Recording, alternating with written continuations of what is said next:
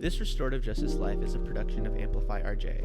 Follow us on all social media platforms at Amplify RJ, sign up for our email list, and check out our website at amplifyrj.com to stay up to date on everything we have going on. Make sure you're subscribed to this feed on whatever platform you're listening on right now so you don't miss an episode. And finally, we'd love it if you left us a rating and review. It really helps us literally amplify this work. Thanks for listening. Enjoy the episode. Welcome to This Restorative Justice Life, the podcast that explores how the philosophy, practices, and values of restorative justice apply to our everyday lives. I'm your host, David Ryan Barcega Castro Harris, all 5 names for the ancestors, and I'm the founder of Amplify RJ. On this podcast, I talk with RJ practitioners, circle keepers, and others doing this work about how this way of being has impacted their lives. Hey folks, I'm Elise, your producer, and welcome to this week's episode of This Restorative Justice Life. Big shout out to Ashley Lipscomb from the Institute for Anti-Racist Education. Today you will be listening to a really engaging Instagram Live where David and Ashley break down what restorative justice is, how restorative justice and caring can be used in schools, and a little bit of an exclusive Amplify RJ sneak peek. Before we get into this episode, if you want to stay tuned to our Instagram Lives, please check out amplify.rj on Instagram and all of our other socials, which are linked in the show notes below. Thanks for listening, and I hope you enjoy this episode. Welcome. How are you doing tonight? I'm getting wrecked by the tax man because today is tax day. But other than that, I'm doing well, asterisk. Shout out to Christine Wong, who shared that with me last week. Well, asterisk really gets to,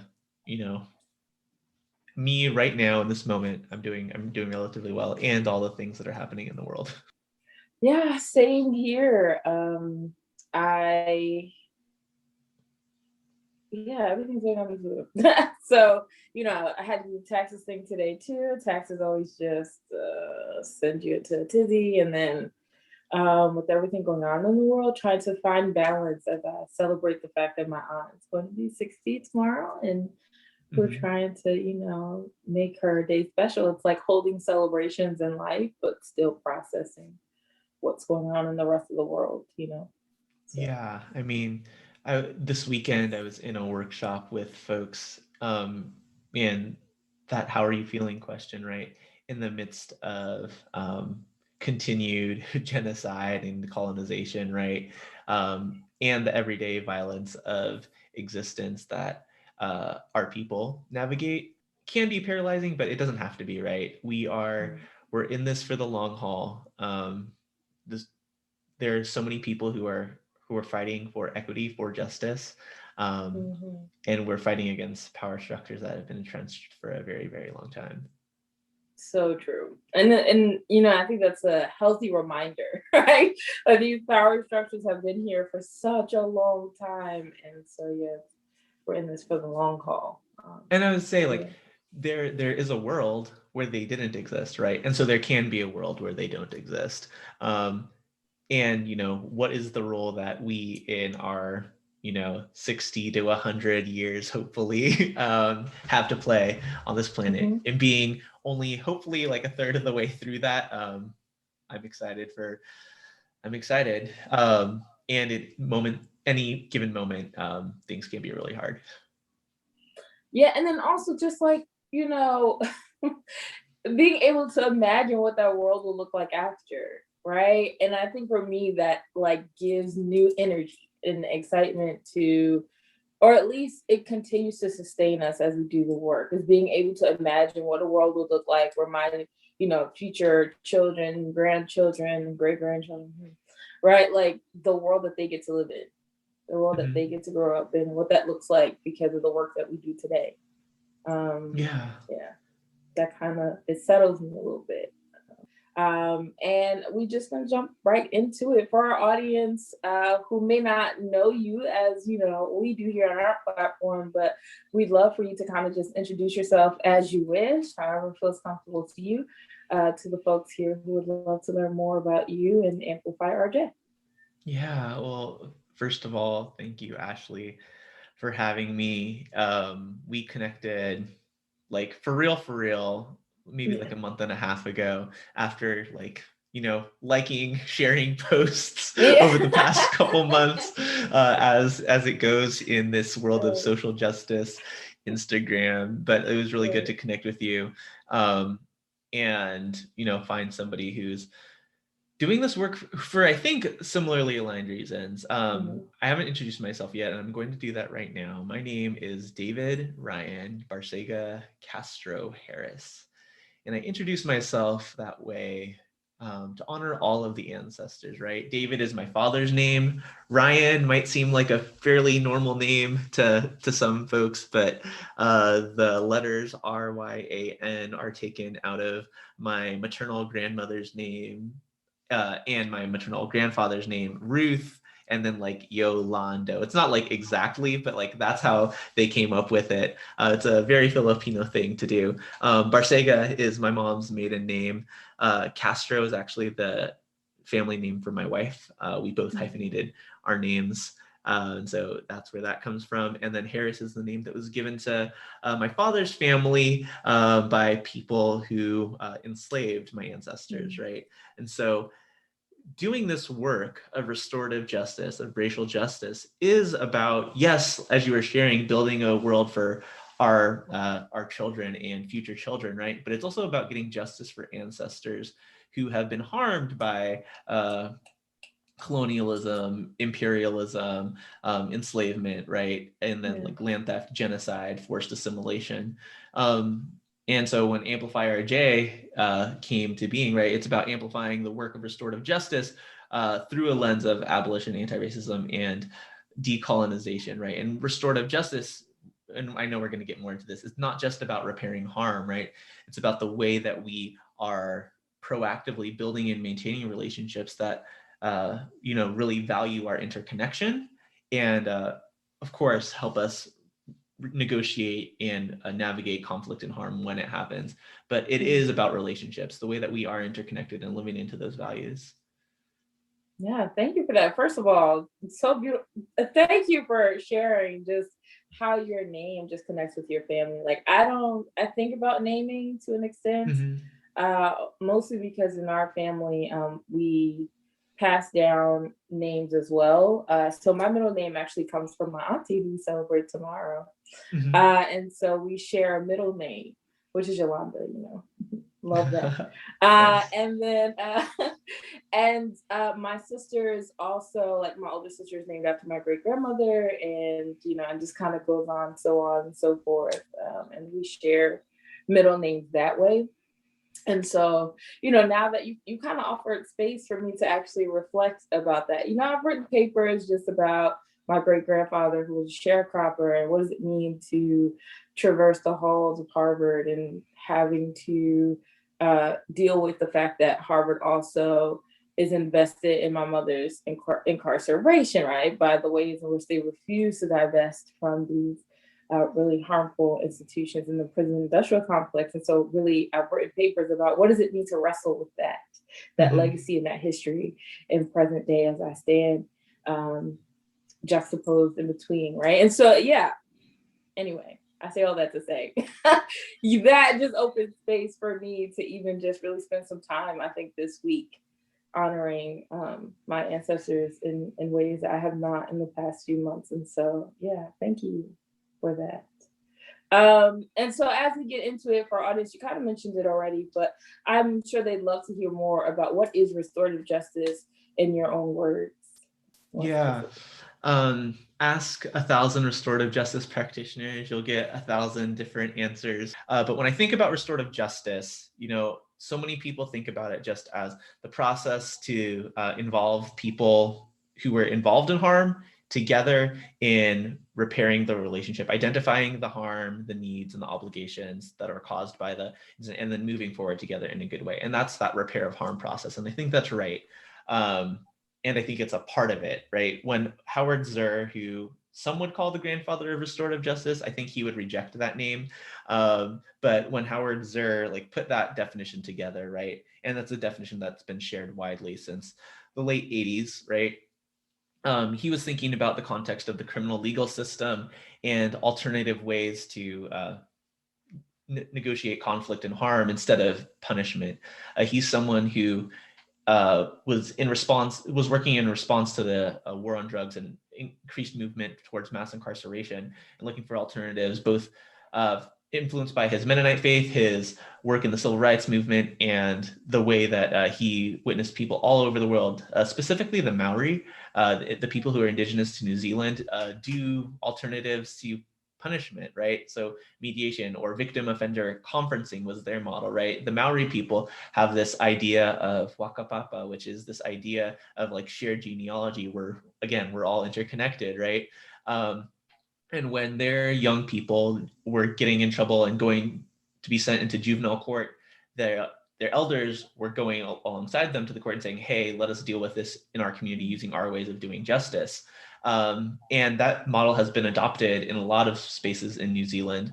And I think that's overall positive. But what gets left out of that is all of the ways that the Maori live into these values, right, of interconnection and the work that gets done proactively. So again, like for me, restorative justice is a philosophy, set of practices, really a way of being rooted in indigenous values of interconnection, where we repair harm when it happens, but also proactively build and maintain relationships rooted in equity and trust, really living into those values, right? For me, when I think about those indigenous values, it's Ubuntu, right? I am because we are, right?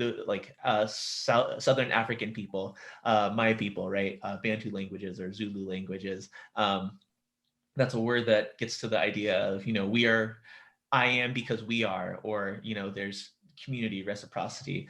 From my Filipino ancestry, right? This phrase kapwa, which is this idea of, the inner self in all beings is connected, really, or shared brotherhood, right? So when those are our assumptions, of course, that's the way that you're going to move in the world.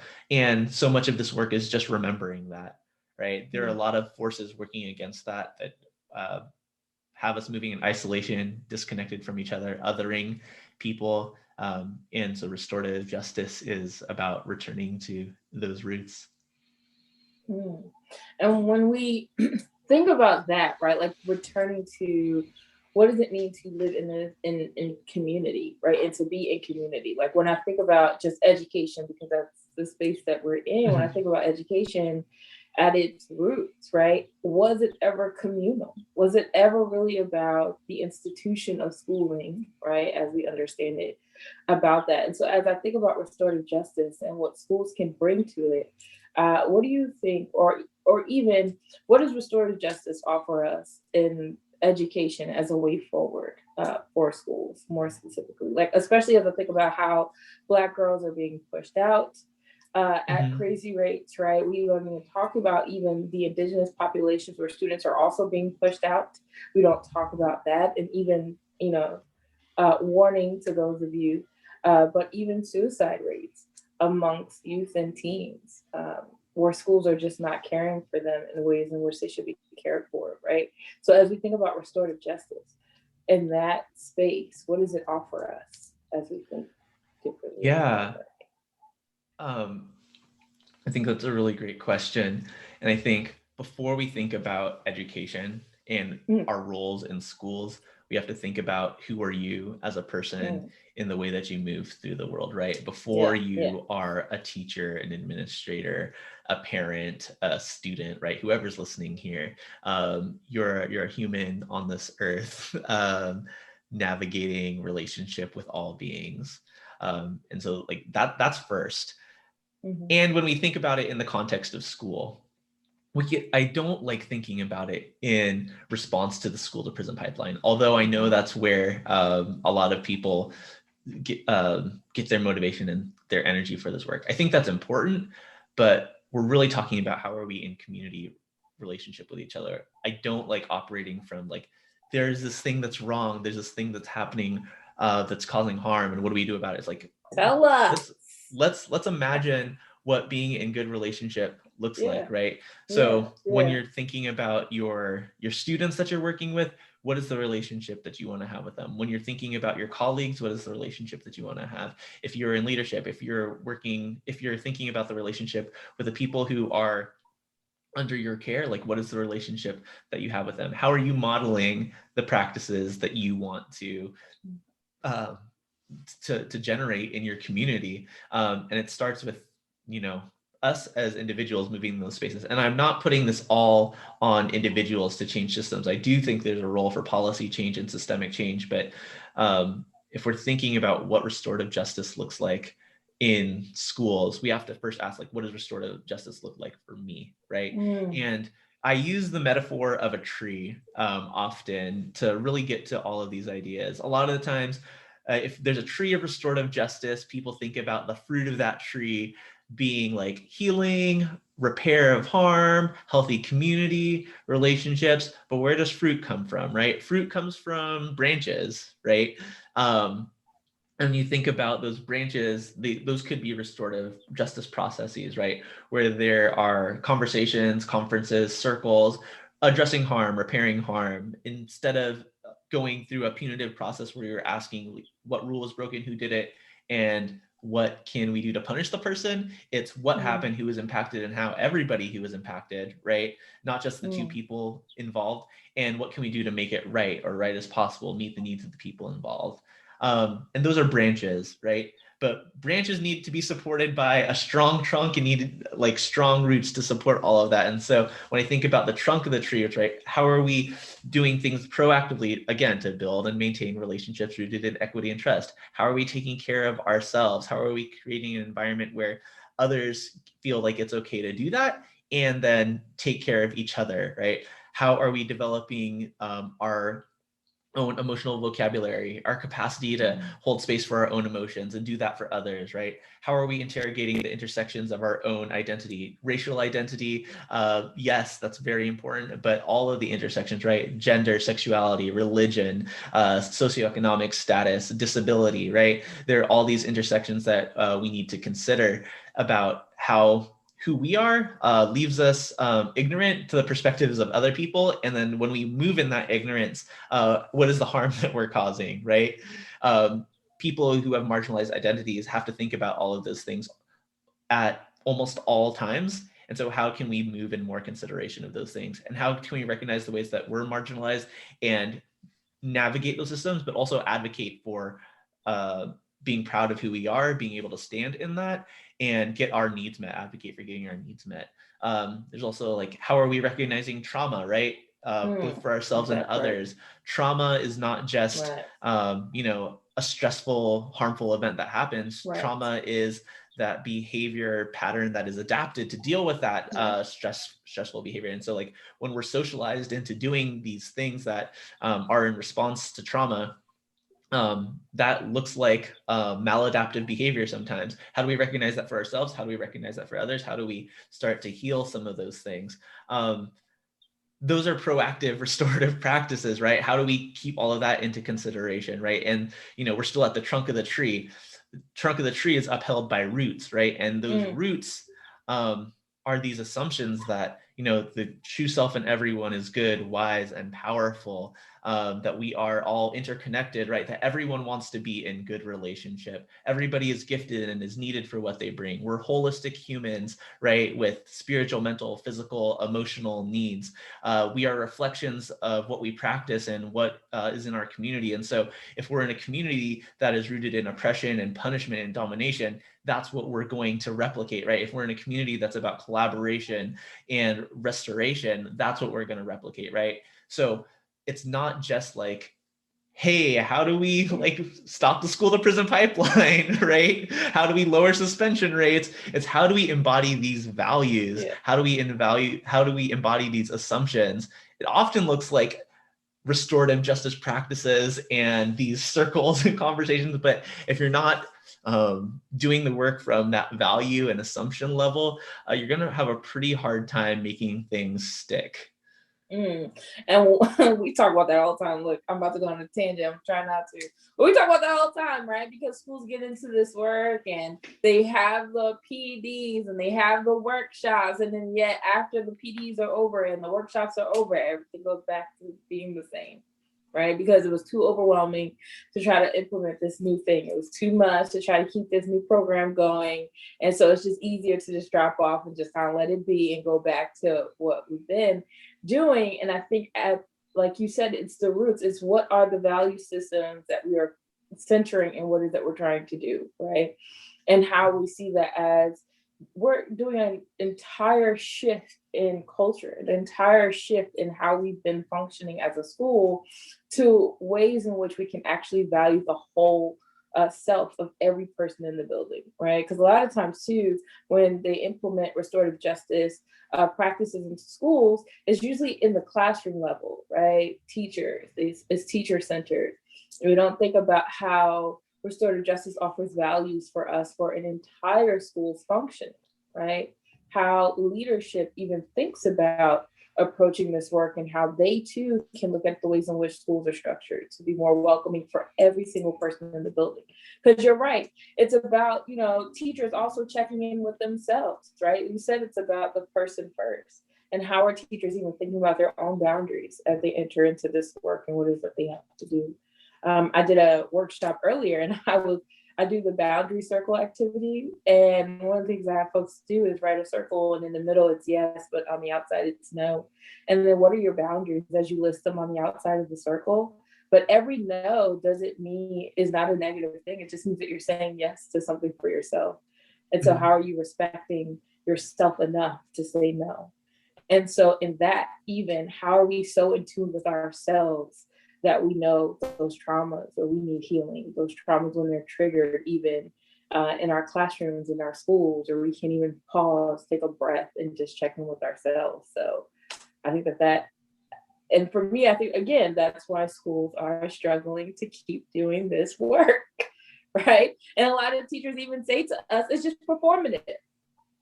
Right? They're tired of the performative work. They're tired of, the same old. And so, and I think it's because there's not a value shift. It's just, we just have to focus on not sending, not adding to that school to prison pipeline, right? And things like that. I mean, my hot take is that restorative justice doesn't belong in schools. Institutionally. Right? And I don't know if you caught that last piece, like restorative justice doesn't belong in schools, ... institutionally, right? Anybody can be a restorative justice practitioner, but like the fundamental way that schools are structured right now are antithetical to what restorative justice practices are about. That being said, what are the ways that you're going to work to subvert all of those systems like that are very rigid and like productivity over people focused in schools, right? Because, people are in schools, existing in these school systems and are actively being harmed or cared for. So like, what are the ways that we're going to navigate that? Because the school system isn't going away tomorrow, right? And so if that's the case, how do we help young people who are going through school systems be affirmed in the wholeness of who they are, right? And taught the perspectives of empathy and love for themselves and others, for the students, right? But, I think a lot of times people don't remember that schools are also places where people go to work. And how do we care for the adults and affirm them in the same ways, right? School system, and when things are tied to people's livelihoods, those lines get blurry, right? When things get tied to money, right, and the ability to get a job in the workforce one day, like or a better job than what you're doing right now, it gets blurry, and the relationships don't get as valued. And we can talk about like tax code and gentrification and all the reasons schools are funded the way that they are, but like it makes it really hard to bring these practices that are so circle-like into these square, rigid buildings. And I think it's going to take school leadership who are really bought into doing this work for themselves and modeling this and doing the hard work, and having tough conversations with people who don't agree, right? Both staff members, students, parents, other stakeholders, people who are on district levels with quote unquote power over them, really investing the time, blood, sweat, and tears into this. It takes teachers, right? People who are working on staff levels to embody this with each other, right? Because I think one of the hardest things, and I think people have really started to get wise to this, right? Students aren't going to do something that they don't see modeled, right? They're going to be like, well, you told us to be this way, but when I saw you talking to Miss So-and-so, you were like, right? They're a reflection of, what we model. And so how are we that way with each other as adults in the building? And then, right, inviting students into these processes. I often talk about how, you can't mandate restorative justice, right? If you believe that people have self-determination, you have to invite them in. It's a choice. Like, there's no mandating like internal work, right? You can only provide people the space, the training, the time to practice, to mess up, to grow, and learn. Yeah, thank you for that. And what is an example of inviting them in? Like, for those who are on, who will watch later, we have plenty of folks who watch our lives later. What does it mean to invite folks in? Yeah, I think one of the easiest ways into this conversation is simply having a conversation about values, right? What are our values? What are your values? And how are those values being lived out in practice, right? A lot of times you'll see the contradictions or the shortcomings to between your values and your behavior. And then we can start to talk about those things because, right, like, who is against the value of self-determination? Who is against the value of respect? Who is against the value of compassion? Who is the value, right? But those words mean different things to different people, right? And so in that conversation around what these words mean is where we can really start to figure out, all right, what do we really want to be about? How far are we willing to go? How much are we willing to risk? And go from there. I think that's the easiest way. If you want to go deep, the other thing that I think about a lot is just building relationships, like a human builds relationships. And I know that's tough, it's been especially tough this last year when most of us have been in rooms on the other side of screens from other people, right? In ways that humans haven't really adapted to navigating before now. It's just been so tough. And so when we think about making sure that we're building relationships in a good way, it looks like time, right? It's not an overnight process of I want to be restorative, so we're going to be restorative. Glad we're on the same page, right? It is hallway conversations, it's sharing food, it's just checking in, how are you, right? Really listening to the response and adjusting accordingly, right? Checking in isn't just on a fist to 5, how are you feeling, right?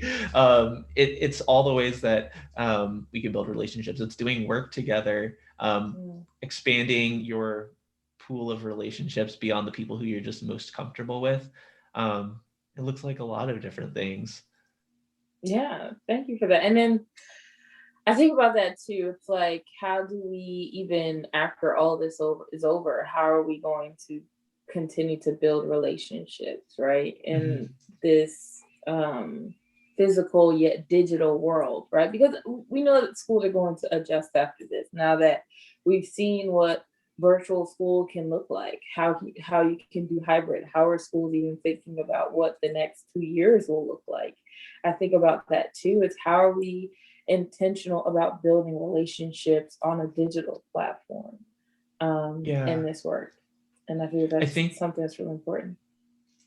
Yeah, I think part of that, another way of thinking about that question is how do you demonstrate care when you're not in person with other people, right? And like turn that question to yourself, like how would you like someone to know that you care for them, right? Or how would you like someone to demonstrate their care for you, like through digital platforms, or when we can't be in spaces together? It's so much about, I don't know, part of me gets frustrated a lot of the time where it's like, I don't know, just do it, like if these are your values and you want to be in a relationship with people, right. just be in a relationship with people. And I know like because there's not like step 1, 2, 3. In general, it's asking those questions about what do you need, right? A lot of times, one of my mentors in this work, Cheryl Graves, she talks about everyone defines restorative justice in a lot of different ways, but she thinks like you can boil restorative justice down to like 2 questions: how are you, and what do you need, right? And being responsive to those needs. So a lot of the times that looks like checking in outside of a square, right? It looks like one-on-one. It also looks like sharing from yourself, right? Modeling that vulnerability, right? You can't ask people to do things that you're not willing to do. In the training that we ran a while ago, like on facilitating vulnerable spaces on digital platforms, it reflected, and I say that with a tone, right? Because it reflected a circle training, a quote unquote circle training. But because we're in digital spaces, I refuse to call it that. Yeah. But part of that role of a facilitator, right, is to reflect and model that vulnerability that you are inviting other people to show, right? Modeling those practices that you want other people to show is such a huge part of this. And so when you're trying to build relationships, it's opening yourself up to others in the ways that, and I'm not saying like spill everything that you've ever experienced to everyone at all times, right? But like, what are the ways that are appropriate for you to be sharing with certain people? Yeah, and too, we do a workshop too about how to create authentic relationships, right? Because we also think about how how sometimes you're like, oh, well, I want to be implanted in this community, so I need to be your friend, and you need to be the person that brings me in. And it's also like, some of the best relationships that were formed are formed naturally because of those 2 questions: how are you and what do you need? And then even then, like when I think about it as a trauma response for my own self, because got to be vulnerable here on this platform. When I think about some of the trauma that I experienced, especially after watching my mom be arrested, it was a whole thing. I think about how I could not communicate what my needs were, and when someone for the first time asked me, like, sincerely asked me, not just, by the fly, like, how are you? I'm expecting you to say fine, but sincerely asked me, well, what do you need? And for the first time, I was completely stuck. And I couldn't communicate, I couldn't verbalize, I didn't have the language to actually say, I need this. And it's like having someone to actually care enough to say, what do you need? And so now when I think about it and I want to show up for my own people, I'm just like, well, what do you need? And they're like, well, what do you mean? What do I need? I'm like, no, what do you sincerely? Have you thought about what it is that you actually need in this moment and how I can show up for you based on your own needs? And it has truly deepened the relationships that I have with not just my family, but with my closest friends, right? And even those I work with. Having even, those I work with email me and text me, hey, how can I show up for you? What do you need right now? It's just been really helpful. And so I think about the beauty of what it means to cultivate those relationships based on those 2 questions. Yeah. And I think like when you ask that, what do you need? Be prepared. Yeah. for Right. whatever it's going to be, right? So much of one of the things that I talk about a lot is like restorative justice is about relationships, and the first relationship you have is with yourself, right? So how are you making sure that you're in the place where you can be responsive to those needs? And I'm not saying that you have to be the one person responsible for everybody's needs, but if you're going to put yourself in that position where you're asking people those questions, be prepared to do that work and be responsive. It can't just be like, oh yeah, I really need someone to just sit with me and listen. And we're like, well, cool, bye. Like it can't be that. Leave them. Right. So like, and I'm not saying that you have to be the person that sits with them and listens, but like in that moment and accompany them through their journey of healing forever and always, right? But you have to be ready to hear and respond in an empathetic and an authentic way, right? Yeah, absolutely. I have one more question I forgot to ask that I should ask you sooner. What brought you to the work that you do now, as you do Amplify RJ? What brought you to that work? Yeah. I'll share things that like I don't always share on other platforms, just so this is like an exclusive. And it's not like replicating everything that people who are listening to the podcast have already heard, right? I grew up in the Seventh-day Adventist Church, which is a Christian denomination, right? And I was always taught that my life was supposed to be about service. And that looked like a lot of different things for me.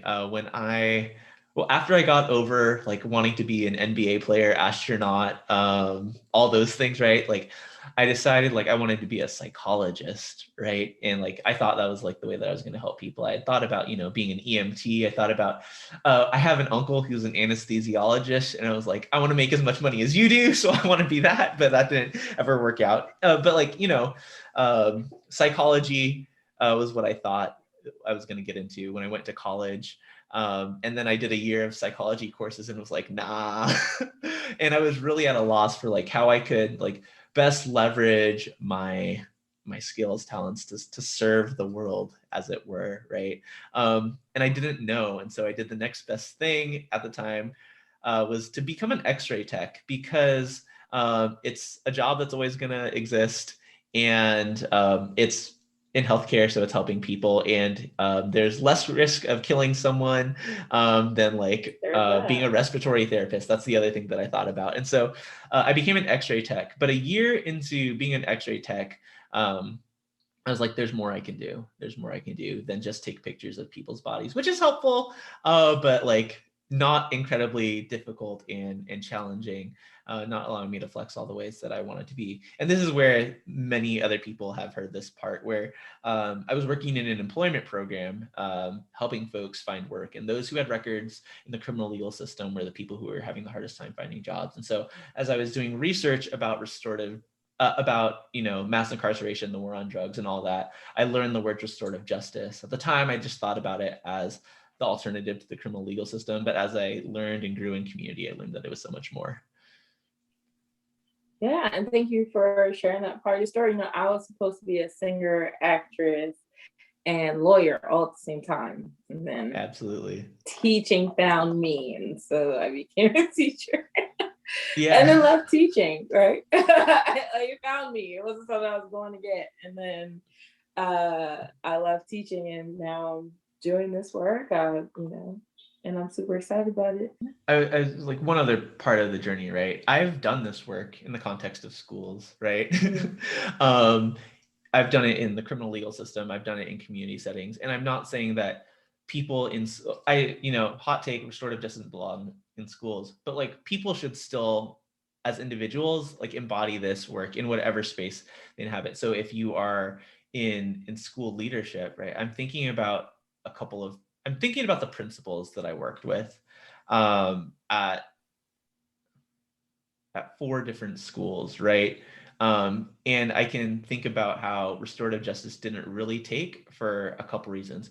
In 2 schools, there were interim principals, right? And so like when you're working with an interim principal and like there isn't a consistent message being sent down from the top, it's really hard to have these practices take roots. I think ideally this work is both top down and bottom up in the way that we are moving, because we still work within hierarchical structures, and people at the top of the hierarchy control resources, time, and set the priorities for what how staff are going to spend their time and what they're going to invest in. And I think that's important. And on the grassroots level, on the individual level, staff, students, people can organize and model these behaviors and invite people into that. So like without administrative buy-in and consistently, things aren't going to work well. I think about, so in 2 schools, like it was kind of doomed from the start. Another school, I think about how, the principal was thinking about this as a behavior management program, not just for students, but for staff. I think it was more along the lines, she was thinking more along the lines of PBIS, which is positive behavior, something system, right? System, maybe. And I think about, I was having this conversation earlier today where, the underlying assumption of PBBIS is that people need to be incentivized to do good, right? And so the assumption is that people at their core are bad or are going to want to do bad, right? And I think the alternative to that with the restorative justice take is, humans are good at their core. What is the environment that we can create that will help them to grow and thrive in that? And that wasn't necessarily her take on this. And so a lot of the things that she was trying to do in line, like she was trying to use like restorative justice teaching to like align to like her values, her agenda of what this work could be and should be. And so that didn't take well. She's also no longer at that school, but I don't think it's for those reasons. And then, the other one where I think restorative justice, and I haven't been in touch with this person for a while, but I think it did the best, right? Because he was a person who was really trying to model the vulnerability with his staff, right? Acknowledge that like, hey, I'm learning this alongside you all. I'm unlearning a lot of things. And even as he was navigating conflict and harm within the staff, like he was really looking to share power with folks. And not hoarding power, right? We talk about characteristics of white supremacy culture. I think just this week I highlighted Miss Murnick, shout out, the way that she broke down the way that she broke down white supremacy culture in the classroom. One of them was on power hoarding, right? Where it's like, following the hierarchies and making decisions for people without their input. And he was really responsive to his staff needs. I would say like, I haven't been in touch with him for a while, so I don't know how that's going. But more than the other schools I engage with, like it's going well because of that power sharing. If I was to push that school farther, and this is something that he explicitly said to me, like, we're not ready to have that racial justice conversation, but like there are layers to all of this. You can't really separate them, but at least when it came to restorative justice, they were pretty open. He was pretty open to having that conversation by modeling it. Of course, not everybody at the school is on board, but when you have that buy-in from the top, it's helpful for sure. Yeah, what do you say to those folks who are just not on board? Who are like, well, we're just not ready for that. In the school leadership position? Yeah. I would ask, what are you waiting for? At what point are you going to be ready? Right? Well, and depending on the response to that question, it's like, okay, well, for me, as someone who is a business owner and is doing this work with people, like, if you're not ready to do this work, if you're not willing at this point, like, I'm not going to invest my time.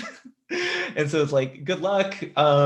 I hope you will be at some point, but I would really just ask, like, what are you waiting for?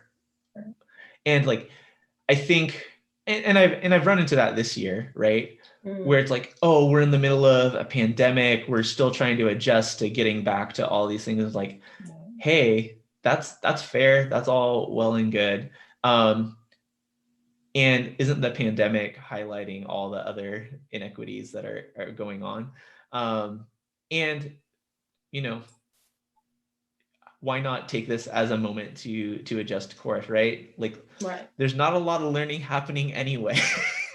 And I'm not discounting the efforts that teachers and staff and in schools have put in, right? But like, this isn't the ideal situation for learning. So like, why don't we take this time to really focus on relationships over content, right? And we all know that like people are students, but people in general don't care how much you know until they know how much you care, right? People will learn a lot better in environments where they know that they're cared for and are valued than environments where they're just seen as another cog in the wheel, another test score, right?